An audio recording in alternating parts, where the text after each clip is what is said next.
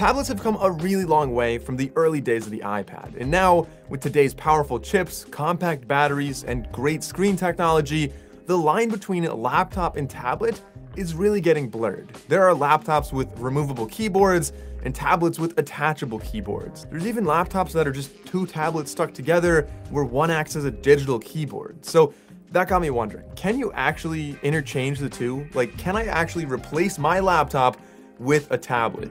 I wanted to figure this out, so I set out on a mission. And for the past 7 days, I've actually replaced my laptop with a tablet to see how things went. There were things that went really well that I didn't expect, and some things that I just plain couldn't get done. And of course, I still had to do all of my daily tasks, like managing emails, online shopping, budgeting, PDF signing, like all the normal stuff I would do. But I had to do this on a tablet. So rewind a week when I was getting started with this.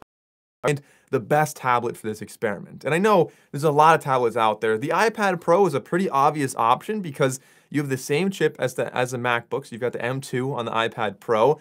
The apps are generally more optimized than Android tablets, but I didn't choose the iPad. I didn't choose the iPad Pro because I wanted one feature that only Samsung actually offered. So I actually ended up going with the Samsung Galaxy Tab S9 Ultra. Now, I'm not saying it's a better tablet than the iPad, but for this experiment, it made more sense because of this one feature. And I'll talk about that in a second, but kind of just a quick overview of this tablet. It's a really large display with really thin bezels. So it was a nice tablet to use. You also have the fastest Android chip out there, which is the Snapdragon Gen 2 for Samsung. It's extremely slim, great screen to body ratio. It only weighs about 1.5 pounds.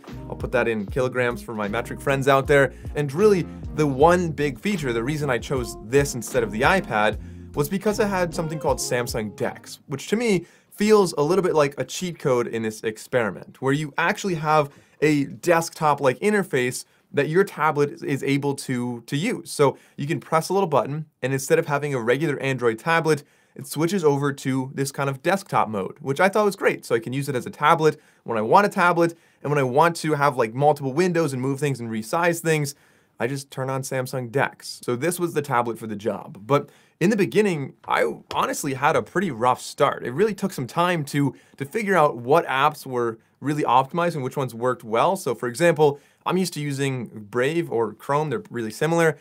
And I found out here, things weren't really quite optimized, whereas Samsung Internet was a lot more ideal, something that I wasn't used to using on most devices. But on here, just making that little switch improved a lot. And also when you're on websites, you want to make sure you're going into desktop mode, so you don't have a skinny mobile view on a really wide, large screen. So after some time, I found alternate apps that made things work and really were optimized for this tablet. In addition, the hotkeys do work. So Control C, Control Z, like all the normal hotkeys, they worked. Some of them were like a little bit different, so it took a beat to learn the differences, but for the most part, they were one-to-one with Windows. You can also use DeX on here with another monitor, which I was very excited about. So instead of being limited to only one display, I wanted to plug in my other monitors. But I kind of came to a small issue here. I wanted to use this on 2 monitors, but you can't actually do that with DeX. Instead, you can have one monitor, which is DeX in your tablet either off or in tablet mode, but you can never have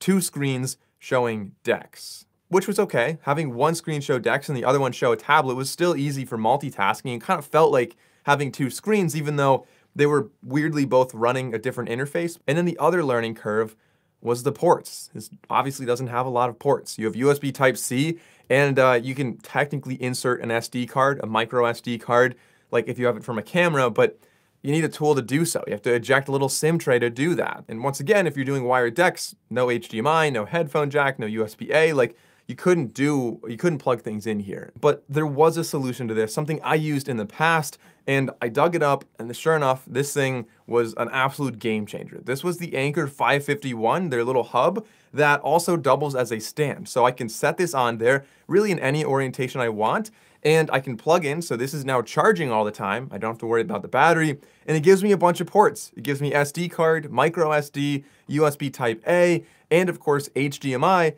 so I could plug in to a monitor, which again, was a total game changer for me. And from here, things really started to pick up. It felt more like a laptop, but honestly, even better in some ways. I felt like I was really starting to get into the swing of using this tablet as my everyday laptop. So for one, the cameras on the rear were so useful, not just for scanning documents, but also if you're gonna like explain something to somebody, you could take a picture and just like draw on that picture, whether that's like interior design or landscaping or an engineering design. That was so useful. You also have flash on there, so low light wasn't an issue either. And tying into that kind of drawing thing right there, you have an S Pen. This pen is really accurate, has really low latency. It just felt like a natural writing experience. So drawing on things was great, but also I found that I was doing a lot more handwriting. And for some reason for me, like when I write things down by hand, I just tend to remember them more. And so no laptop pen, in my experience, comes even remotely close to the S Pen, or for that matter, the Apple Pencil. But something that laptops totally do have, but is not nearly to this level, are the webcams. This has 2 webcams on